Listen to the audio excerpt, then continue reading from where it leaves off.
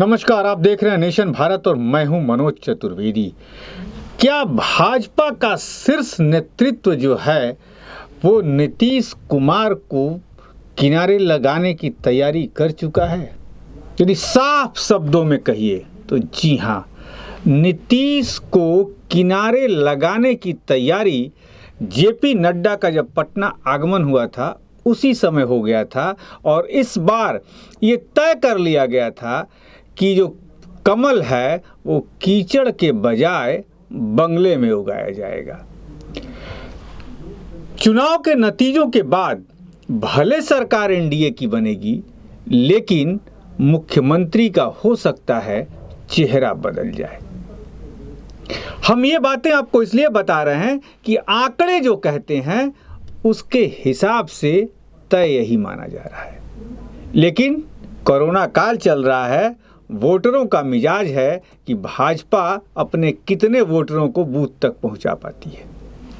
हम आपको बता दें, ये हम इसलिए कह रहे हैं कि चिराग पासवान एनडीए से अलग होकर चुनाव लड़ेंगे। उनकी पार्टी लोजपा उन सभी सीटों पर लड़ेगी जहां जदयू होगी।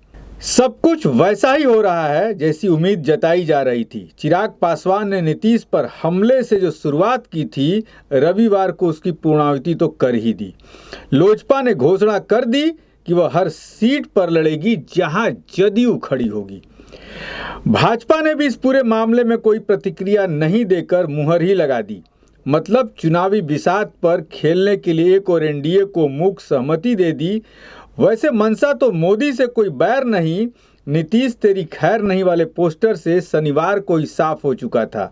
मतलब एक ऐसी कहानी का प्लॉट तैयार है जिसका क्लाइमेक्स अभी से समझा जा सकता है। लोजपा पिछली बार 22 सीटें जीती थी, लेकिन 36 पर दूसरे और 2 पर तीसरे नंबर पर थी। अब जबकि लोजपा एनडीए से बाहर है और भाजपा जदयू आधे आधे पर लड़ने का फैसला कर चुके हैं, तो बहुत कुछ साफ है, लेकिन उतना भी साफ नहीं जितना दिखाई दे रहा है। पिछले चुनाव 2015 की बात करें तो भाजपा 157, जदयू 101 और लोजपा 42 सीटों पर लड़ी थी। तब भाजपा 53 सीटों पर जीती थी। 104 सीटें ऐसी थी जहां वह नंबर 2 पर रही। आज के हालात में उसके हाथ में 121 या 122 से ऊपर सीटें नहीं हैं। ऐसे में वहां जदयू के साथ है वो तो ठीक है, लेकिन जिन सीटों पर भाजपा खुद नहीं लड़ेगी वहां क्या करेगी, यह सोचने समझने का विषय होगा। जानकार जो बता रहे हैं हमें, ऐसी सीटों पर लोजपा लड़ रही होगी और पीछे से ही उसे भाजपा का साथ हासिल होगा।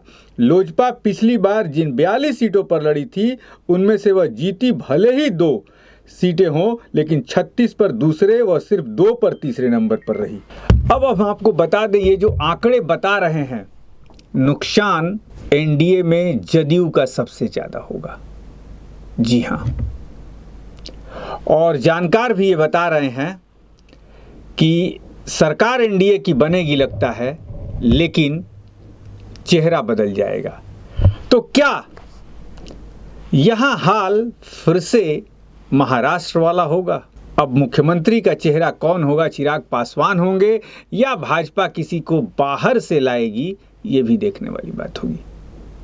लेकिन यदि चिराग का जादू जो चिट्ठी के माध्यम से उन्होंने किया है बिहार के युवाओं को भावनात्मक पत्र लिखकर, यदि वो जादू चल गया कि बिहार फर्स्ट और बिहारी फर्स्ट और जदयू को वोट देने का मतलब है आपके बच्चों का बिहार से पलायन करना, यदि इसका 10% असर भी बिहार के युवाओं पर पड़ा तो परिस्थिति उल्टा हो जाएगी और एनडीए की सरकार तो बनेगी, लेकिन नीतीश कुमार चेहरा नहीं होंगे। नीतीश के हाथ से गद्दी चली जाएगी। बहरहाल देखते हैं, ये तो सब कुछ अभी भविष्य के गर्भ में है, लेकिन क्या होता है इस पर नेशन भारत की नज़र बनी रहेगी। आप बने रहिए नेशन भारत के साथ। नेशन भारत चैनल को सब्सक्राइब कीजिए, हमारे फेसबुक पेज को लाइक कीजिए। नमस्कार।